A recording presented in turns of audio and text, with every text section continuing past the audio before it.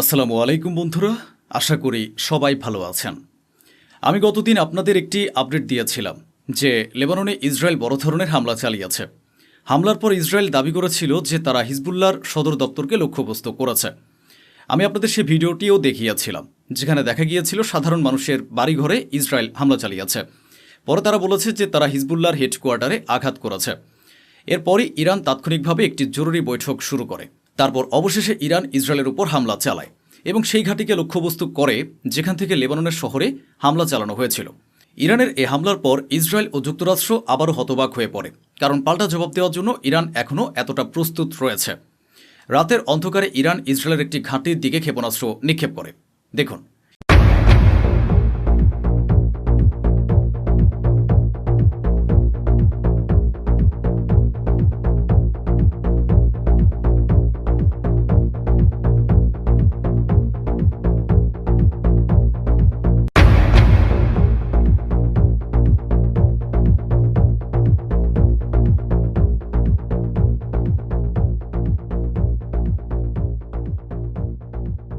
এরপর ইসরায়েল দ্রুত একটি বিবৃতি দিয়ে জানায় যে তারা ইরানের এসব ক্ষেপণাস্ত্র প্রতিহত করেছে।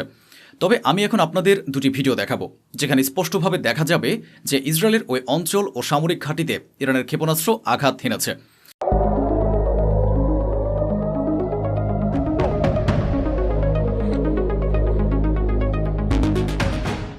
ইসরায়েলের বিভিন্ন এলাকায় আবারও ইরানের ক্ষেপণাস্ত্র পড়া এবং সেগুলো প্রতিহত করতে না পারা, এটি ইসরায়েলের দুর্বলতার প্রমাণ। ইসরায়েল মূলত আমেরিকার জোরে লাফাচ্ছে। ইরান যদি আল্লাহর নাম নিয়ে চোখ বন্ধ করে একটানা হামলা চালাতে থাকে, তবে ইসরায়েলের হাঁটু গেড়ে বসতে বাধ্য হবে। ৪১ দিনের যুদ্ধের পর যখন যুদ্ধবিরতি হয় এবং যুক্তরাষ্ট্র আলোচনার টেবিলে আসার আহ্বান জানায়, তখন যদি ইরান আলোচনায় না গিয়ে শুধু ইসরায়েলের উপরে ধারাবাহিক হামলা চালিয়ে যেত, তবে বিশ্বাস করুন, শেষ পর্যন্ত আমেরিকা নিজেই ইসরায়েলকে রক্ষা করার জন্য হাঁটু গেড়ে এসে বলতো, ভাই একে আর মেরো না।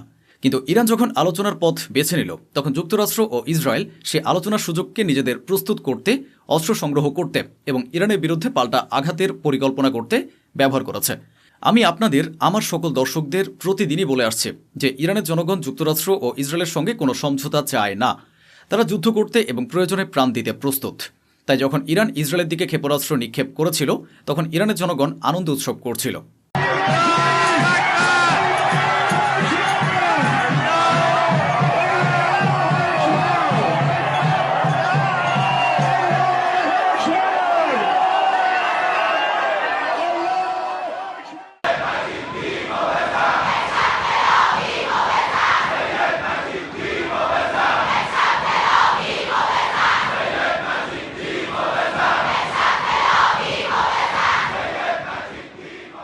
শুধু তাই নয়, ইরানকেও পুরো প্রস্তুত অবস্থায় দেখা গেছে।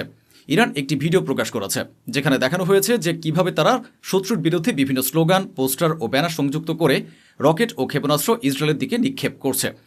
এরপর আইআরজিসি একটি বিবৃতি প্রকাশ করে লিখেছে যে তারা আত্মরক্ষামূলক পদক্ষেপ হিসেবে হামলা চালিয়েছে। 10 এপ্রিলের যুদ্ধবিরতির পর থেকে ইসরায়েল যেভাবে প্রতিদিন যুদ্ধবিরতি লঙ্ঘন করেছিল এবং লেবাননের উপর হামলা চালিয়ে পরিস্থিতি অস্থিতিশীল করছিল, তারই পাল্টা জবাব হিসেবে তারা এই পদক্ষেপ নিয়েছে। লেবাননও আরব বিশ্বের অংশ, কিন্তু কোনো আরব দেশ লেবাননের পক্ষে কথা বলছে না। কিছু সমালোচক, বিশেষ করে ভারতের মুসলমানরা কমেন্ট করেছিল যে এই চুক্তিতে ইরান লেবানন এবং ফিলিস্তিনের জন্য, বিশেষ করে ফিলিস্তিনিদের জন্য কিছু বলছে না। কিন্তু বাস্তবে ইরান লড়ে দেখিয়েছে। ইরান ভয় পায়নি, বরং এই দেখুন, ইরানের পররাষ্ট্রমন্ত্রী নিজের টুইটারে ইরান এবং লেবাননের পতাকা পোস্ট করেছেন। অথচ লেবাননের প্রেসিডেন্ট পর্যন্ত ইরানের বিরুদ্ধে বিবৃতি দেয়, কারণ সে আমেরিকার তৈরি করা, আমেরিকার পোশাক গোলাম। তবে লেবাননের রাষ্ট্রপতি ইরানের বিরুদ্ধে বক্তব্য দিলেও ইরান সেসব বিবেচনা না করে লেবাননের জনগণের পাশে দাঁড়াচ্ছে। এরপর যখন ইরান ইসরায়েলের উপর হামলা চালায়, তখন ইসরায়েলের কট্টরপন্থী নেতা বেন গভীর একটি পোস্টে লেখেন, আজ তেহরান জ্বলবে। ইরানের গোয়েন্দা সংস্থার উচিত এমন কট্টরপন্থী নেতাদের কর্মকাণ্ড ও বক্তব্যের প্রতি নজর দেওয়া। হাতে গোনা কয়েকজন শীর্ষ কট্টরপন্থী নেতা রয়েছেন যারা উস্কানিমূলক এবং সব ধরনের জঘন্যতম সন্ত্রাসী কর্মকাণ্ডে জড়িত। আল্লাহর নাম নিয়ে 1-2টি ক্ষেপণাস্ত্র বা ড্রোন এদের নাম লিখে তাদের পেছনের অংশে ছুড়ে মারা উচিত। ইরানের এই বিষয়টি নিয়ে ভাবা দরকার। আমি কয়েকদিন ধরে বারবার সতর্ক করে আসছিলাম যে উত্তেজনা বাড়ছে, যুদ্ধ বা বড় ধরনের সংঘাতের সম্ভাবনা রয়েছে এবং বর্তমান পরিস্থিতি সে আশঙ্কাকে সত্য প্রমাণ করছে। ওদিকে গোলাপি শুয়োরের অবস্থা এতটাই খারাপ যে সে বলছে দুজনেই তো মজা লুটেছে, ইরানও হামলা করেছে, ইসরায়েলও হামলা করেছে, খুবই লড়াই হয়েছে, এবার এই যুদ্ধ শেষ হওয়া উচিত। ব্যাস, অনেক হয়েছে। যুদ্ধ শেষ হওয়া উচিত কেন?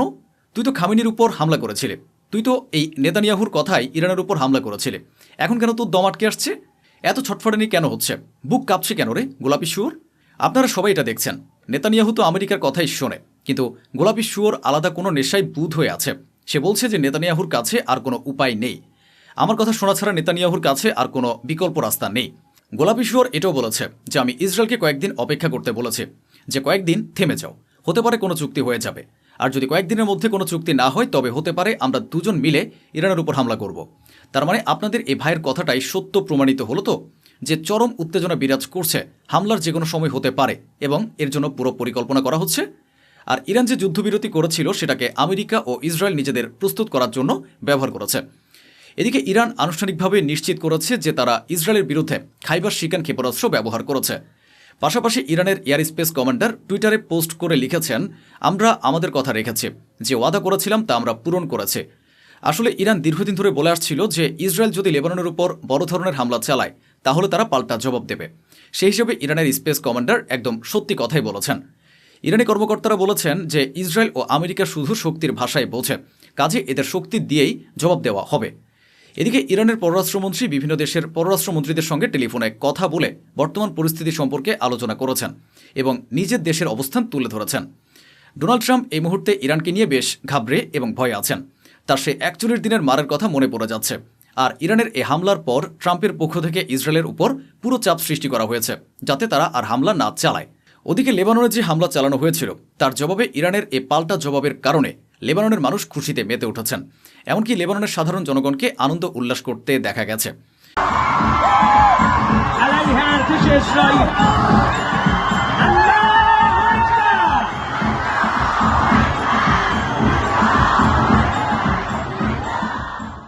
ইরানের মুখপাত্র পরিষ্কার ভাষায় বলেছেন যে আমরা শিশু হত্যাকারী ইসরায়েলকে বহুবার সতর্ক করেছিলাম যেন লেবাননের উপর আর দ্বিতীয়বার হামলা না চালায়। আমাদের বারবার সতর্ক করা সত্ত্বেও ইসরায়েল লেবাননের উপর হামলা করেছে, যার পর আমরা এই প্রতিক্রিয়া দেখিয়েছি। অন্যদিকে পরিস্থিতি এমন যে তেহরানের আকাশে অর্থাৎ ইরানের আকাশে ইসরায়েলের ক্ষেপণাস্ত্র ও রকেট দেখা যাচ্ছে। তেহরানে এবং অন্যান্য এলাকায় একের পর এক বিস্ফোরণের শব্দ শোনা যাচ্ছে। তেহরান ও ইস্পাহানের আকার যদি আপনাদের দেখায় তবে দেখুন, ইসরায়েল অনবরত তেহরানের উপর হামলা চালিয়ে যাচ্ছে।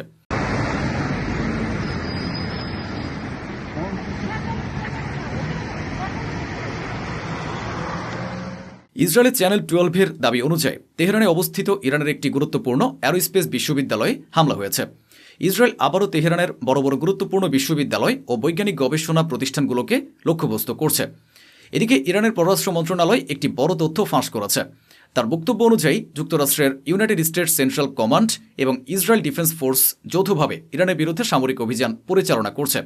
ইরানের পররাষ্ট্র মন্ত্রণালয় স্পষ্ট করে দিচ্ছে যে ইসরায়েলের এই পদক্ষেপ থেকে আমেরিকা নিজেকে যতই আড়াল করার চেষ্টা করুক না কেন, ভাই আমরা এই হামলার সাথে নেই তাহলে কিন্তু তা নয়।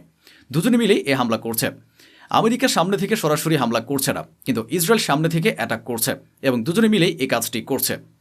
বক্তব্যটি শুনুন। آمریکایی تبادل پیام می‌کردیم. بدون تردید عرض کردم نمی‌توان اقدامات رژیم صهیونیستی در منطقه رو از سیاست‌های آمریکا جدا دانست. এছাড়া ইরানের পররাষ্ট্র মন্ত্রণালয় আরও বলেছে যে আমাদের উপর যেভাবে হামলা চালানো হলো আজকের পর থেকে পেন্টাগনের উপর আর কেউ কোনোদিন বিশ্বাস করবে না।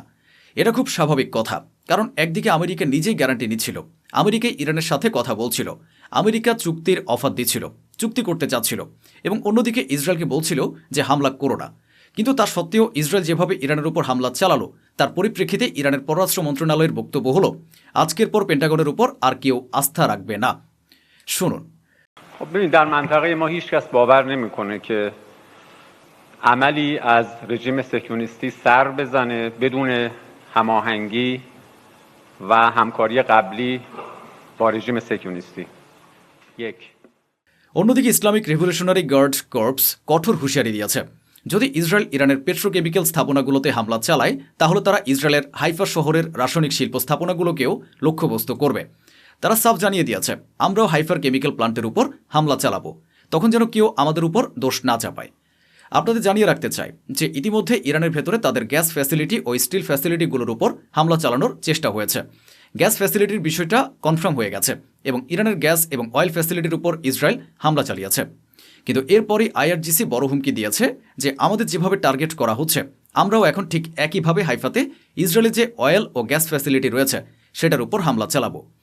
ইরানের পেট্রোকেমিক্যাল ফ্যাসিলিটির উপর যখন ইসরায়েল হামলা চালালো তার জবাবে ইরান এই ভিডিওটি জারি করেছে, যে ভিডিওর ভেতরে তারা দেখিয়েছে যে আমরা কিভাবে ইসরায়েলের উপর হামলা চালিয়েছে। আর সেই মিসাইল ও রকেটের গায়ে পরিষ্কার লেখা ছিল যেমন কর্ম তেমন ফল, অর্থাৎ ইরানও পাল্টা জবাব দিয়েছে। দুনিয়ার কাছে একটা বিষয় এখন একেবারেই পরিষ্কার হয়ে গেছে যে গোলাপি শুয়োর যে বলছিল আমরা ইরানের মিসাইল এবং ড্রোন সিস্টেম ধ্বংস করে দিয়েছে, আসলে তেমন কিছুই হয়নি। অনবরত এখন যুদ্ধের পরিবেশ তৈরি হচ্ছে। আমেরিকা এখন পিছু হচ্ছে যে ভাই আমরা এর মধ্যে জড়াতে চাই না, কিন্তু ইরানের পরিষ্কার কথা হলো আমেরিকা এবং ইসরায়েল মিলেই এই কাণ্ড ঘটিয়েছে। ওদিকে ইরানের পররাষ্ট্র মন্ত্রণালয়ের পক্ষ থেকে পরিষ্কার জানিয়ে দেওয়া হয়েছে যে এই গুজব ছড়ানো হচ্ছে যে আমরা নাকি সৌদি আরব এবং উপসাগরীয় দেশগুলোর উপর হামলা করেছি।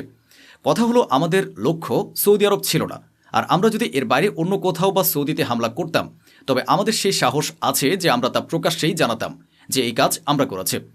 বর্তমানে ইসরায়েল জুড়ে আতঙ্ক ও উদ্বেগের পরিবেশ তৈরি হয়েছে। ভূগর্ভস্থ চিকিৎসা সুবিধাগুলোতেও আহত ব্যক্তিদের ভর্তি করা হচ্ছে। এছাড়া ইসরায়েলি কর্তৃপক্ষ নাগরিকদের আশ্রয় কেন্দ্রে অবস্থান করতে, ভূগর্ভস্থ নিরাপদ স্থানে থাকতে এবং প্রয়োজন ছাড়া বাইরে না বের হওয়ার নির্দেশ দিয়েছে। সবশেষে বক্তা বিশ্বের কাছে প্রশ্ন ছুড়ে দিয়ে বলেন যুদ্ধবিরতি কে ভেঙেছে, নতুন করে যুদ্ধ কে শুরু করেছে এবং সম্ভাব্য সমঝোতার পরিবেশ কে নষ্ট করেছে তা সবাইকে বিবেচনা করা উচিত। পুরো ইসরায়েলে এখন ভয় আর হুড়োহুড়ির পরিবেশ।